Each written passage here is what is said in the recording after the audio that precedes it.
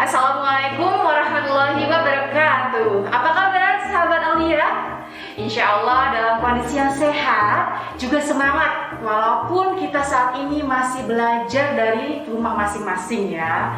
Alhamdulillah hari ini kita dapat bertemu kembali pada podcast kemerdekaan. Jadi karena sekarang ini podcast kemerdekaan, Bu Mildred mengenakan nuansa merah putih nih. Semoga kalian juga masih memiliki semangat kemerdekaan di masa pandemi saat ini.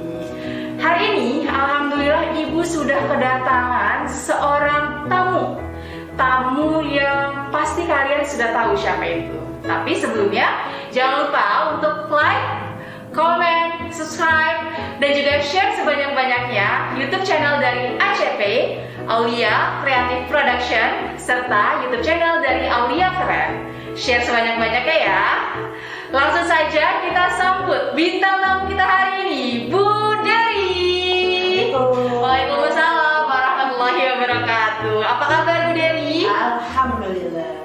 Alhamdulillah, terima kasih banyak nih Bu Dery. Hari ini sudah menyempatkan waktunya untuk hadir di podcast ACP hari ini. Serta hari ini juga kita nanti akan ada di Aulia Keren Bu Dery. Jadi supaya semakin keren, Bu Dery harus hadir hari ini. Amin. Amin. Bu Dery, mau tanya nih, sekarang kan kita masih dalam AHL ya Bu Dery ya, karena pandeminya juga masih terus berlanjut. Kalau menurut Bu Dery sendiri, bagaimana sih situasi belajar kita pada kesempatan kali ini? Pembelajaran saat ini mungkin masih sama seperti tahun lalu. Jadi artinya memang masih online, anak masih di rumah, kemudian gagasan untuk adanya pertemuan pun masih dalam proses wacana. Karena melihat kondisi sekarang memang masih belum terlalu terlihat membaik ya. Tapi kita jujur ya, sama-sama berharap ya Bu. Semoga kita akan segera mengadakan pertemuan sama anak-anak bagaimana. Amin. Ya, Betul.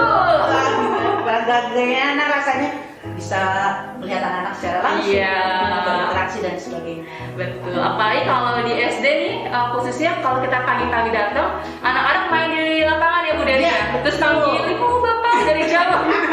Bahkan dari lantai atas. Iya, dari lantai atas sampai jam beritalis ya Bu Dery. Kangen gak sih Bu Dery dengan keadaan seperti itu? Kangennya, karena memang bagaimanapun situasinya berbeda. Tapi yang memang ini memang harus dijalani ya, kita jalani saja sebaik mungkin yang semampu kita bisa. Jadi seperti itu. Alhamdulillah juga kita masih bisa bertemu ya Bu Dery ya, walaupun dalam keadaan online. Betul. Kalau misalkan sebenarnya kan bukan cuma keadaannya di Bu Dery yang berubah, pasti cara mengajar kita juga berubah. Pasti. Kalau dari menurut Bu Dery sendiri nih, untuk cara mengajar yang asyik itu ketika kita belajar yang seperti apa ya Bu Dery? Definisi asik itu sebenarnya harus ada di dua sisi kalau menurut saya. Jadi sisi di gurunya, juga di sisi di muridnya. Karena definisi asik itu bisa berbeda setiap persepsi orang kan. Kadang ada guru pada satu sisi mungkin ada keuntungan. Dengan kondisi online ini guru jadi lebih tereksplor ya. Kalau menurut saya jadi lebih rajin belajar.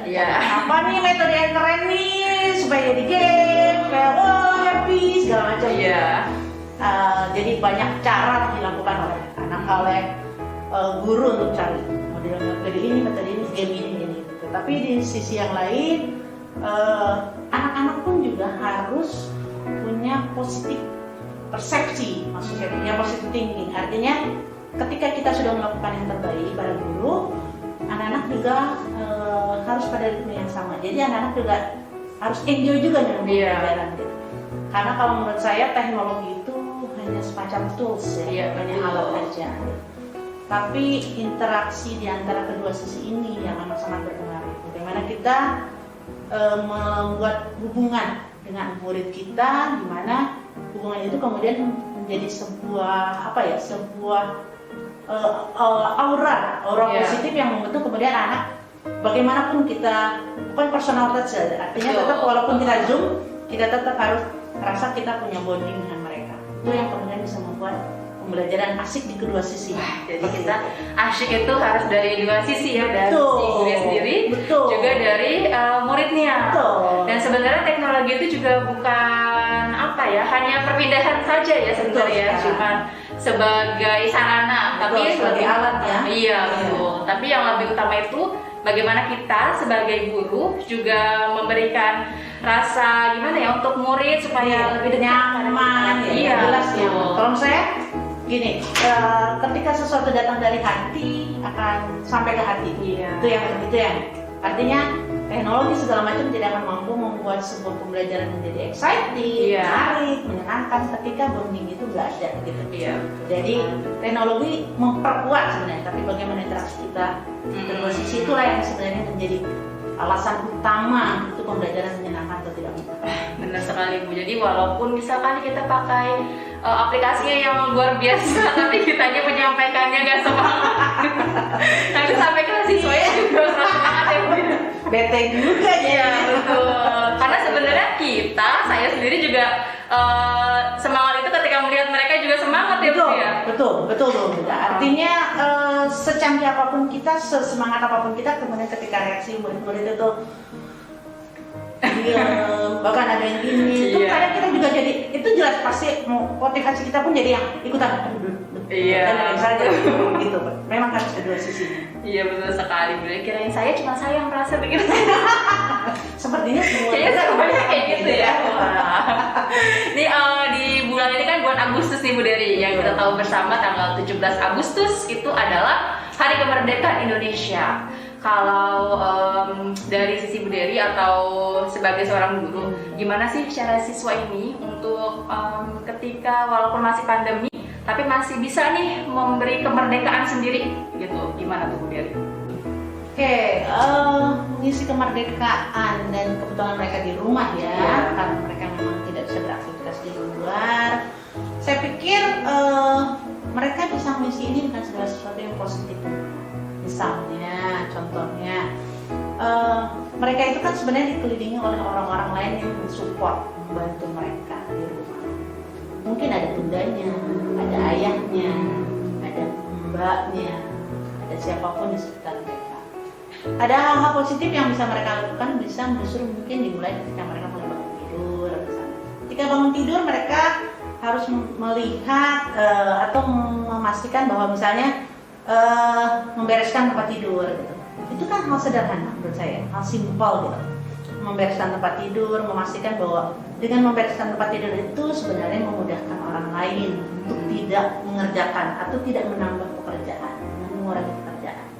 Atau misalnya kalau misalnya makan, kalau memang kelas-kelas tinggi, kelas 4, kelas 5, saya pikir mereka udah bisa cuci piring ya. Artinya mereka tidak perlu angkat semua piringnya, mereka cukup angkat piring mereka sendiri, terus taruh di tempat cuci piring mereka cuci.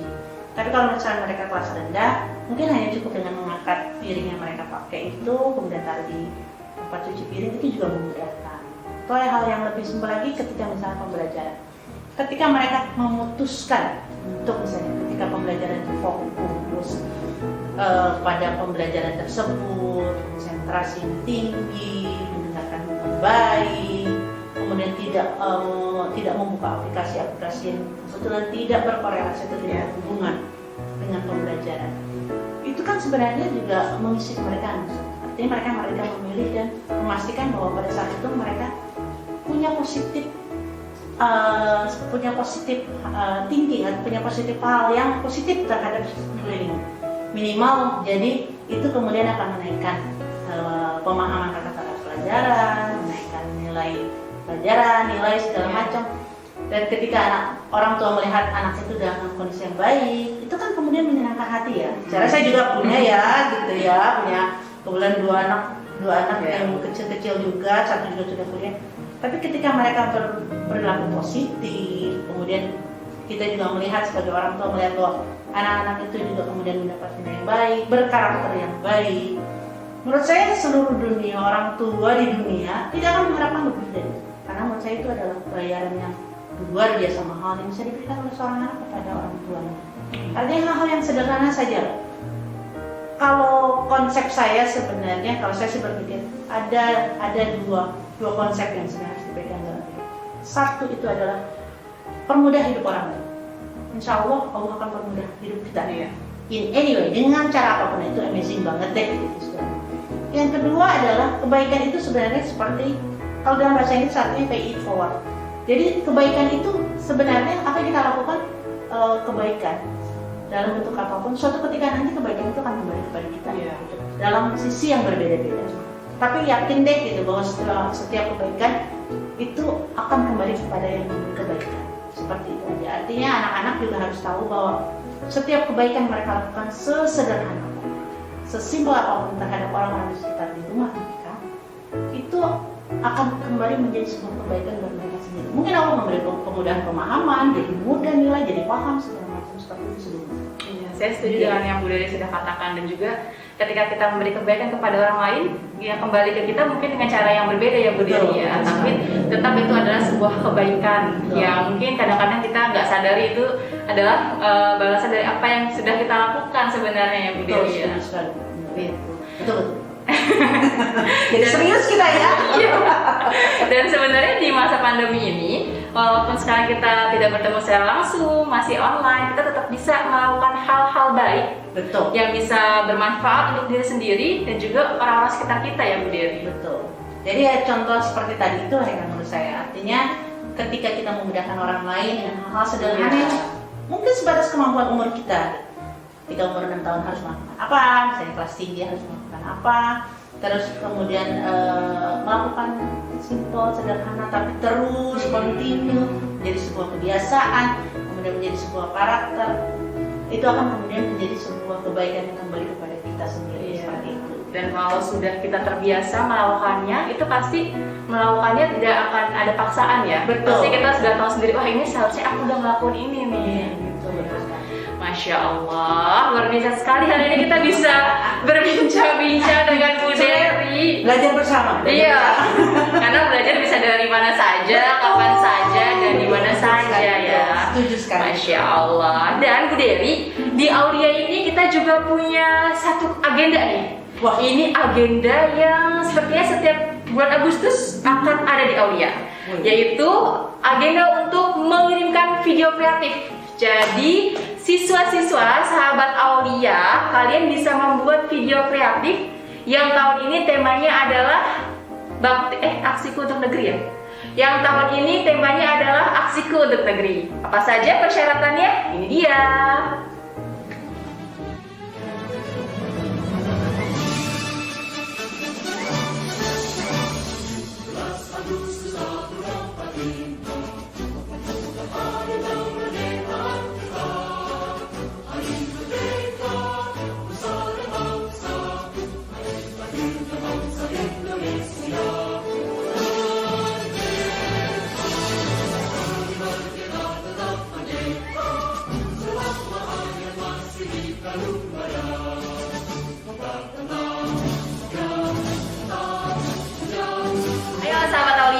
Ikutan aksiku untuk negeri, karena pasti kalian akan mendapatkan sesuatu yang luar biasa. Karena kan kita ini bisa belajar dari pengalaman ya Bu Dery ya. Betul. Kalau ada kesempatan yang bagus harus diambil. Jangan sampai kesempatan tidak datang dua kali ya. Iya betul. Jadi jangan disia-siakan. Masya Allah.